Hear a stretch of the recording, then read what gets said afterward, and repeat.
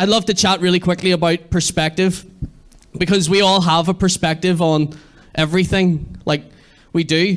We have a perspective on everything. The world today makes us feel like everybody's perspective should be voiced, and everybody's perspective, like there's a difference between a perspective and an opinion. And I guess today I want to look a little bit at perspectives and what does that, because sometimes they're good and sometimes they're bad, and it's not something that I don't intentionally set out to have a perspective on anything, but I just do, because I look at it and I make my mind up and I have a perspective, and that's what we all do. And so I want to wrestle with our perspectives a little bit today and what that might look like. We've taken all the information and we develop our own perspective on situations.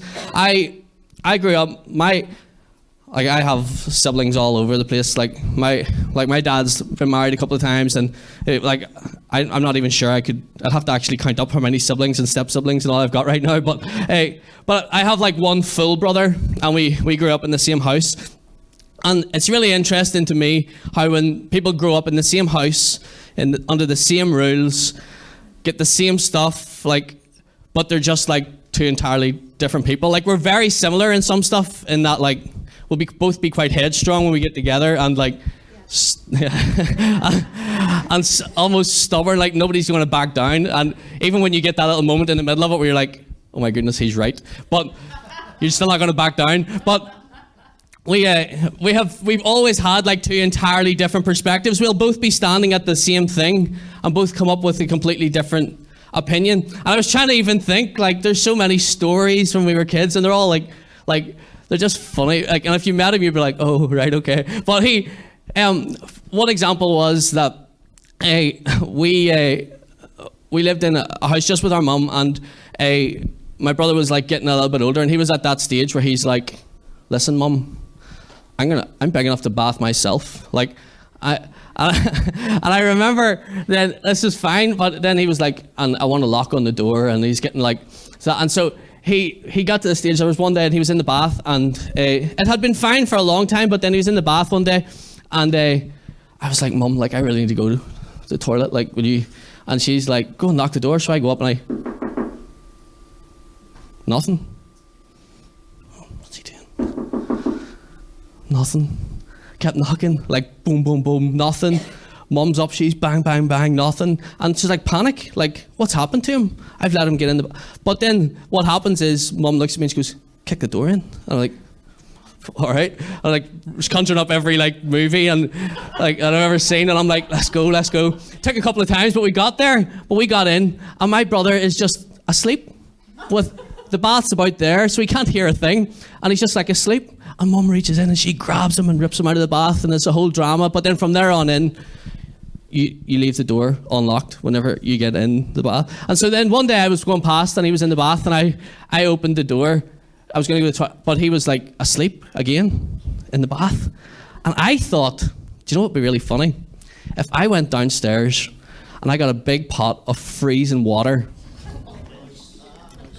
and while he's laying there sleeping, I'll just curl it in. And my problem was I didn't process the whole thing right. I forgot about how we were very different, but I just thought this would be funny. So I up with the pot of water, chuck it in, ha ha ha ha. He stands up, and he's like rage, just like this red mist has come down. He's just angry, and he's okay. And I had learnt that when he got to that point, the best thing to do is just run, like just go. Like he didn't have he couldn't stop himself until he settled, and so he runs after me. He jumps out of the bath and just runs, right? And I'm like, and I'm running around the house like, where's he gonna go? And I think, do you know what? I'll go outside. He's not going to go outside. So I run out, and I kind of, a wee small jog going, ha, that was funny. And I turn around, and here he's coming up the street, straight out of the bath. And somewhere along the way has found a hockey stick. And so he's like running, and we live in this little cul-de-sac in this little village. And I'm running going, I don't know where to, I don't think he'll stop. And so eventually I run. And then I just feel, just the stick just catches me in the back and kind of semi-puts me out.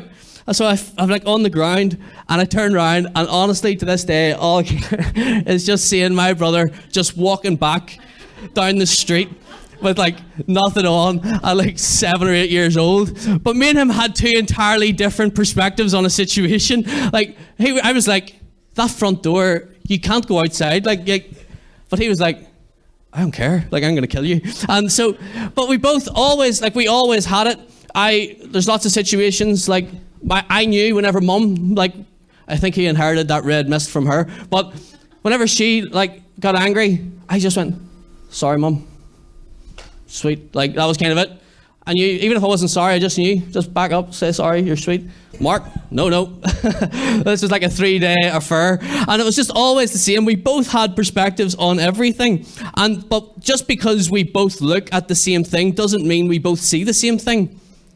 Like, and it's the same. Anybody in here, like, we can all look at the same thing and all see different things. And we all understand different things whenever we look at it because we have our own perspective. And I have come to the realization that sometimes, as good as my intentions are, sometimes I just get it wrong. I can take in all of the facts and take it and just sometimes get it wrong. Sometimes my perspective isn't right. Sometimes a good perspective just isn't right. I might still take in all the information, see everything that's going on around me, and still draw the wrong conclusion. A good perspective isn't always good enough. But what would it look like if we weren't people that pursued good perspective, but pursued a God perspective? Good isn't good enough, but what if we just pursued a God perspective? I want to see what God sees when he sees a situation. I don't want to see what Darren sees. I don't want to see what everybody around me sees. I don't want this collective group of people all drawing their own conclusions. God, what do you see? God, what is it that you see? I want to know what he thinks. I want to know what he sees is happening in a situation. And there's a story in 2 Kings. And the country, Israel's been at war. They've been fighting. And they have this prophet called Elisha, say it however you want. But he's there and he's prophesying. And actually, because he's there, he's really helping the army to win battles and to avoid certain traps. He's helping this army navigate this conflict, and he's been prophesying to help Israel, and the other kings that they're fighting against know it. And there's this moment in chapter 6 of 2 Kings, in verse 14, it says this: so one night the king of Aram sent a great army with many chariots and horses to surround the city. And when the servant of the man of God, so that's the servant of Elisha, he got up early the next morning and went outside, and there were troops and horses and chariots everywhere. "Oh, sir, what will we do now?" the young man cries out. Verse 16 says, "Don't be afraid." Elisha told him, "For there are more on our side than there is on theirs." And then Elisha prayed, "O Lord, open his eyes and let him see." And the Lord opened the young man's eyes, and when he looked up, he saw that the hillside around Elisha was filled with horses and chariots of fire. Two people, one situation, two entirely different perspectives. And so I want us just to chat through just a couple of points to try and help us understand, because if I want to have a God perspective, there's a few things that I need to understand. And the first one is this: God always sees. God always sees. There isn't a situation in my life that he does not see. There isn't a circumstance in my life that he does not see. There isn't a moment of my life that he does not see. In fact, he's seen it before it happened. And so there isn't a moment of my life or your life or what's going on around us that is hidden from him. There isn't a thing going on right now in this city that he does not see and he does not know about. God always sees, and he always sees what's happening, but at the same time, he always sees me. And he knows what's going on inside of me, outside of me, around me. He knows and he sees. And so God, like us, has a perspective. He has a perspective on your situation and on mine. I can't escape it. He is always watching. He is always watching. I remember when I first became a Christian, the fact that God was always watching me, I was like petrified. I was like, oh my goodness, like what? As if I was going to annoy him, but that's not, actually, I find real security now in the fact that God always sees. Like he always sees me. On my worst day, he sees me. On my best day, he sees me. And he loves me the same in both of them. And he's always in the middle of it, working all things together for my good because I love him. And that's what the Bible tells me. He always sees and he's always watching. And the truth is, he sees more than me. He sees more than me. He sees more than you. You see what's here in front of you, but at the very same time, God sees what's going on over here and what's going on over here and what's going on behind us. He sees what we can't, and he always has a perspective. Jesus said in Matthew 10, "What is the price of 2 sparrows but 1 copper coin? But not a single sparrow can fall to the ground without your Father knowing it. And the very hairs on your head are all numbered.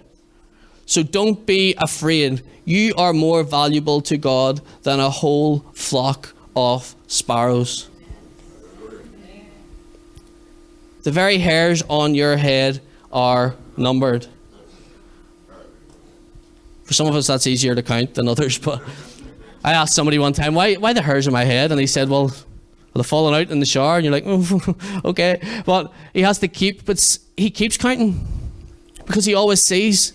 And he's always interested in what it is that's going on. And so the first thing I need to understand is, if I want God's perspective, is that God always sees. God always sees.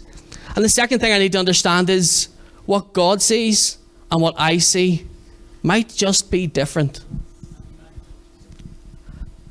As right as we think we are all of the time, sometimes we're wrong. Sometimes we make mistakes. And when I read the passage there, the servant walks outside, and what does he see? Chariots and an army that's greater than their army, and they're outnumbered. And is that the reality of the situation? Yeah. That's what it was. They were outnumbered. In the physical sense of they were outnumbered. They are doomed. What are we going to do? They've snuck up during the night. They've surrounded us. We cannot get away. And there's more of them than there is of us. The enemies were in. They were cornered. It did look bleak. His perspective was a good perspective. But it wasn't God's perspective. Because sometimes what I see and what God sees are two different things. And we forget sometimes that God is sovereign. We forget that sometimes God is in control. We forget that he sees the end from the beginning. We forget that he's right there in the middle of it, never leaving us, never forsaking us. We forget sometimes that he's always there, making all things work together for our good. And we forget those things. And especially, we forget it. I forget it in the bad times. Like, I forget it when life's difficult. I forget that God is fighting for me. I forget sometimes that God did that. Also in the good times when I'm over here, I forget that God did this too. And that God blessed me to this point. I forget and I lose sight of who he is sometimes. And I understand that sometimes stuff happens in our lives and it's difficult. And we can't help our initial reaction at times to be like the servant. Like, we're doomed. How am I going to get out of this? How are we going to get past this? I don't know how to fight this. I don't know how to get through this. I don't know what it is that I'm going to do. We forget. And we are like the servant and we see the armies. But in Acts, there's a guy, Saul, and he's persecuting Christians. Like he is. Like his job, like his 9 to 5. Like, he is going around gathering up Christians and bringing them to be persecuted, jailed, beaten, flogged, executed. That's his job. Like, 9 to 5, this is who this guy is. But then one day he is on this road to Damascus to do his job, and there's a light, and the light knocks him off his horse, and he has this moment where he has an encounter with Jesus, and it transforms him. And he later goes on to changes his name to Paul, and he goes after that encounter. Well, firstly, God speaks to this other man called Ananias and says to him, I want you to go. There's a guy called Saul. Now, Ananias knows who Saul is because Saul's coming for him. And he knows who that is. But God says to him, no, that's my chosen vessel to bring the gospel to the Gentiles. And I'm so grateful for Saul / Paul, call him whatever you want. But I'm so grateful for him because that's how the gospel got here. was through that man. But God seen something that day that Ananias couldn't see. But Ananias got in with the plan. And then as Saul or Paul, I'll just say one of them and you just will know that it's both. But he goes to preach the gospel in this town and the Christians won't come near him. Now he's transformed. God has changed him. God has transformed him. God has turned his life around. God is going to raise him up to take the gospel across the world. But the Christians won't come near him. Why? Because all they knew was Saul, the murderer, the persecutor, the person that was coming for me. That's all they could see. And that was a good perspective because that's who Saul was. But God's perspective, this man's going to carry the gospel to the ends of the known earth. Two perspectives, one person.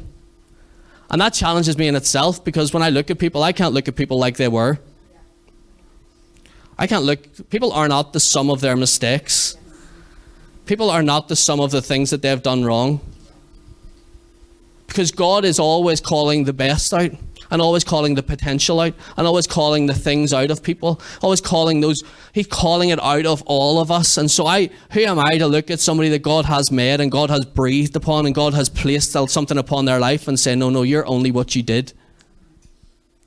Two different perspectives on one thing. And so whatever's going on in my life right now, it's important to recognize that sometimes what I see and what God sees just might be different. We are not God. We are not God. And that's not to say we've got the facts wrong. That's not to say our circumstances don't look horrible. That's not to say that things don't look difficult. It's not to say our perspective isn't even good. It's just that maybe God sees something we don't. God sees things through the eyes of an all-powerful, sovereign, always in control, never left his throne God. And I see things through the eyes of Darren McClatchey. I think he might have something more to say and see than what I do. And so we need to lean into that. There's a guy called Bill Wilson, runs this thing in New York called Metro Ministries. Remarkable. They do Sunday school for 20,000 kids across New York every week. And then I went to visit it once. It's just remarkable. And he was asked questions about how is it that you do what you do? How do you keep going? How do you see? And he was talking about how he leans into God. And he said this one phrase. And he said this: We see to the corner, but God sees around the corner. We see to the corner, but God sees around the corner. It's a story of our lives. I can only see what's here, but God sees around the corner. God knows and God sees. And the last thing is just this. Just like the servant, I need to see and to hear what God sees for myself. For myself. And ask Victor, would you come and just play a little bit, make me sound more spiritual than what I am?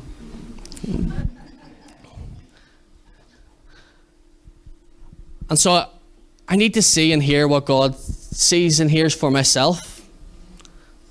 I want to know what it is that he sees when he looks at me. There's this course that some people do. It's in the north. It's a freedom course. And one of the questions is this: what does God see when he sees you? What does God see when he sees you? Now, do you know what's really easy? That when they ask that question in the room and they say, what does God, if they said to me, Darren, what does God see when he sees Rob? I can answer that question. That's really actually quite, or what does God see when he sees that person? I can do that really well. But you see the woman says, Darren, what does God see when God sees you? Oh, he probably sees that mistake I made. He probably sees how I keep trying to do the right thing here and keep doing the wrong thing. Probably sees all these things that I'm wrestling with. But I need to see what God sees for myself. Not just in other people. Not just in my circumstances, but in me. What does God see? What does God see when he looks at our lives? What does he see when he looks at our families? What does he see when he looks at our church? What does he see when he looks at the city? What does he see when he looks at our friends and our workplaces? What does God see? I don't ask that question enough. God, what do you see? Because what I do, it's kind of how I feel like I'm wired. I walk in and I go, okay, boom, boom, boom, boom. Okay, that's what we'll do. But what does God see? What happens if we just take a step back and says, God, what is it? Before I get there, what is it? God, I see that here's 1 and 1 and 1, and that makes 3, but is there another one that I don't see? Is there something else that's going on? Because regardless of how good or how horrible things feel right now, regardless of whether or not your perspective is good or bad, God, what's going on? God, what is really going on?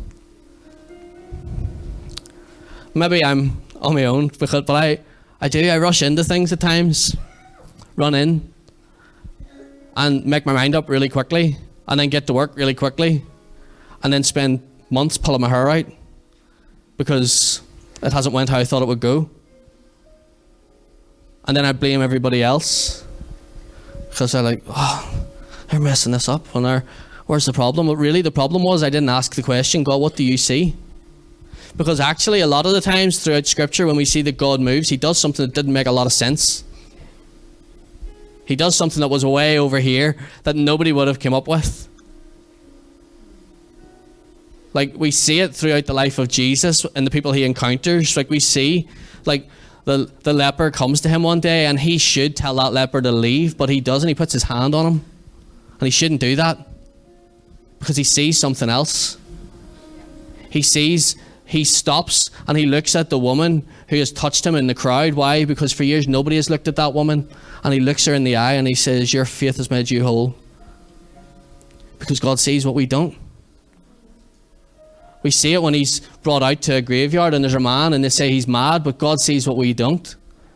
And God sees that this man's tormented by a legion of demons and he casts those things out, and this man is there in his right mind, and he actually, like one of the first evangelists that God commissions to go back into his town again, and God sees what we don't.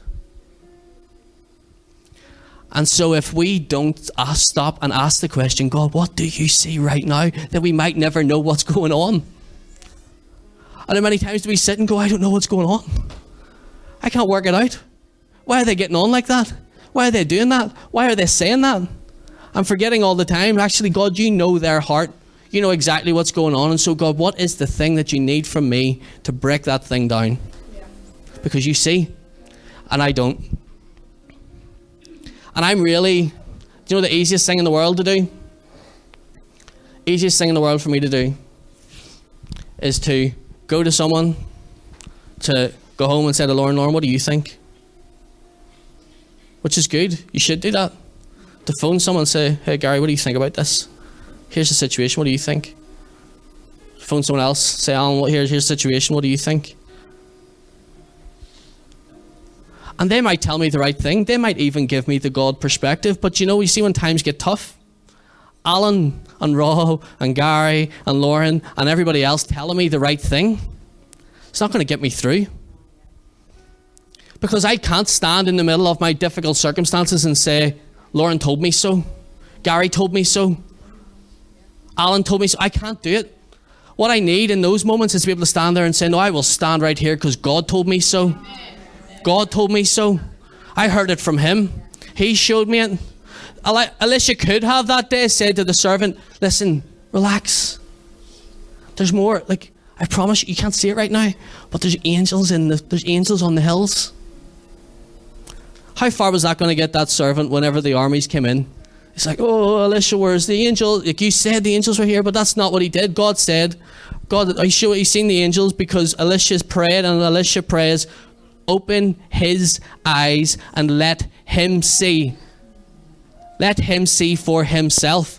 And so, yes, it's great. The Bible says that there's wisdom in a multitude of counselors. There's wisdom in a group. There's wisdom from our friends. And yes, I'm glad I am where I am because of the relationships I have around me. And my friends have been there to help pick me up. But do you know what's so helpful? That when God tells me something and I say it to Lauren, God told me this. And then on the day when I'm down, Lauren says, remember, God told you. That picks me back up. When When someone comes and says, remember God said? And I go, yeah, that's right, God did. And then I can go again because God sees something that I don't. God sees what I might not see. We have to be seeing and hearing for ourselves. And we need to carve out times where we just avoid people. Like, what if God wasn't the last stop? What if God became the first stop? What if I didn't try to work it all out?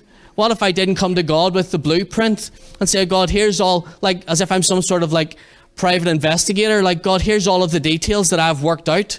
Here you go, God, what do you think? What if I came to God and said, God, I don't understand. Or maybe I do understand, but God, you see more than me. Show me what I don't yet know.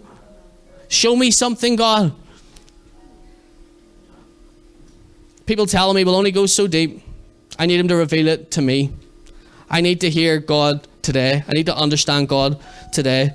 A few years ago, my dad had like just moved to Australia, and it was kind of like, he was still in this wee season where he was like, oh, everybody come visit me, I'll buy you a flight. And we were like, yes, come on. So I got this trip, took 6 weeks off, like uni, I know. I went to my dad and I was like, guys, I have to go. Like, my dad's just moved, have to go to Australia. Like, it's going to be such a hard time. But went to Australia anyway. And on the way, I was just so ready for a holiday. Like, so ready for a holiday. And I was on the flight, and big, long flights. And I hear all these stories about people being dead spiritual on flights and praying for flight attendants and all. And I was like, Lord, please just let me go to sleep somewhere. Like, and I just wanted a holiday. Like, I was so excited. And I got on the flight, and I was on, you do like a 12-hour and then like a 14-hour flight. And I was on like the last leg of the flight. And I was having like a moment, I was just like listening to music, and I was praying a bit. And I felt like God said, what if this isn't a holiday? And I was like, oh, please, no. Please just let me have a holiday. But I could like see it, like I was like, in my mind, this is just going to be a holiday. But what had happened was my dad had left and was really angry at church and angry at God. And so my youngest brother went with him. And so he kind of was like off against it all. And there was a whole pile of hurt and things that happened. And he was really uninterested. And so I got to the point, before I got off the flight, I says, okay, God, I understand I might not see something that you see. And so I'm up for whatever. And I seen a holiday, but what did God see? God seen my little brother with a whole bunch of questions and nobody to ask. And so God starts to work a plan together and gets me to Australia. And now I kind of know that this is what I'm here for. I'm here for him. And my brother had never seen a Bible. My dad had this little outside table. I don't know if you've been to like Australia or the Southern Hemisphere. The way the sun goes up and goes down just messes me up. Like I don't know what time of the day it is ever. And so I just like out in the mornings reading my Bible, trying to talk to God. And then I would just have left the Bible on the table. And so I noticed one day my brother comes out and he sits with me. And to this point, he's aggressively against God. And we're sitting talking, and he's just like this on the Bible, like tapping it, playing with it. And I think that's probably the first time he's ever even held one. And then one day I come out the back and he's sitting with the Bible open, looking at it. And I kind of stood for a little second just to see what happened. And then I like did like a cough, and he like shut the Bible as if I'd caught him reading like a dirty magazine or something. But he like slams the Bible shut and he's like, all right. I was like, all right, how's it going? Yeah, good, good. I just left it. I let it go. A few days later, we're sitting out the back again, and he said, what does the Bible say about like the end of the earth? I'm like, let's have a look. And then I realised that me and my brother are now having a Bible study in the middle of Australia. And we start to look at it.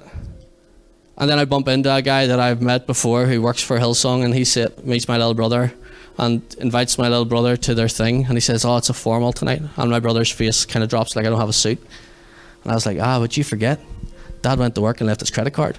So we went to the shop and we both bought new suits and new shoes and everything, went for haircuts and went to the formal. And at the end of the formal, somebody gives a little preach. And the guy's like, okay, guys, you all just want to close your eyes. And I'm like, there's no chance I'm closing my eyes. Like, no way, bro. So I like take a step back. And I watched just in that moment as my little brother just puts his hand up during the response. And then I kind of like behind him going like, yeah. And then he looks around at me and I'm like praying. But I had this moment where I'm like, God, you see something that I don't. You see all the questions of this boy's heart. And I don't. Now, he never said nothing to me and I never said nothing to him when I went home. And I was like, what the heck? Like, what the heck has happened? Like, God, like, push this thing out a little bit. Like, not even just because I want to be in the sun, but because, like, my brother. And then I just left because I had to go home. And God reminded me again, I see what you don't see. He sends me a message 2 weeks later. I phoned my dad and I was like, here, Hillsong's youth camp's coming up. You should send David. Like, you dragged him to the other side of the world with no friends. So you should send him to that youth camp. And Dad, I know it's like 300 quid, but you should send him to that so he can make some new friends. Like, you made him leave his friends. And almost guilty. My dad was like, okay, I'll pay for him to go. So my brother went. And then my brother's like, I just get this message from my brother saying, Darren, I don't know what happened, but in the meeting tonight, I was like singing. And then all of a sudden I was like singing in a different language. And I thought, I know what's going on. But he just didn't. He's like, oh, okay. And then the next thing I just get a video one day and it's like him getting baptized in church. Because God sees what I don't. Now, I would love to tell you that my brother's still like going for it. He's not. He's not. But I know that God sees what I don't. And so when I see my brother living his life that way, I remember that God lifted me from Northern Ireland, dragged me halfway around the world to sit out the front of the house every morning to have a conversation with this boy. God was after him. And God always finishes what he starts. And so even when it looks like nothing, God's up to something. When it looks like nothing's going on, God is up to something. And when it looks like nothing's going on in our situation right now, God is up to something. And God sees what he's doing. And here, God isn't even just like taking it by chance. God knows what's happening. God knows what's coming. God has this whole thing worked out for us. And so when we're in the middle of something, it's not woe is me. It's God, what are you doing right now? God, you promised you would work all things together for my good, so how are you doing that right now?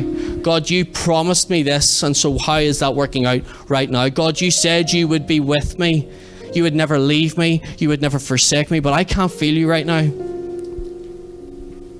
What are you doing? What is it that's going on? God, my family's a mess.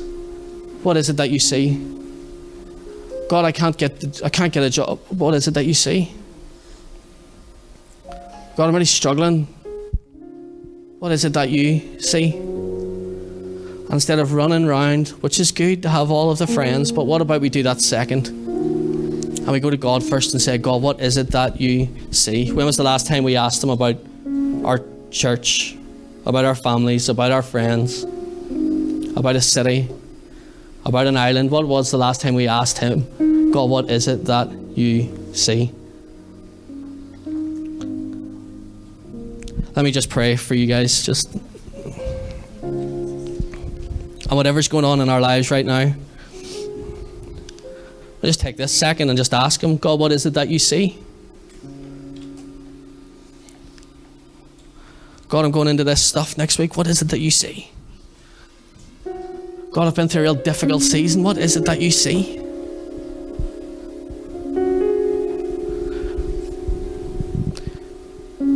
Maybe everything feels it's going great around you, but just inside yourself, you've got like this restlessness. God, what is it that you see? What is it that you're doing? Jeremiah 33:3 says, call to me, and I will answer you, and I'll tell you great and unsearchable things that you do not know. Call to me, and I will answer you, and tell you great and unsearchable things that you do not know. Jesus, I pray today that you would give us not just a good perspective, but a God perspective. A God perspective on our families, a God perspective on our friendships, a God perspective on our church community, a God perspective in our jobs, a God perspective just in every avenue of our lives. Jesus, we want to see what you see. We submit to you today because we know that you see more than us, that you know more than us, that you've worked this whole thing out. And so we give ourselves to you and say, Jesus, we'll take our hands off it. We won't try to work it all out, but we'll just lean into you. We'll call out to you and believe that you will answer and tell us great and unsearchable things that we do not know. Jesus, we rest. Jesus, it takes the striving out of us to work it all out when we can just lean into you. And we know that you've got this thing covered.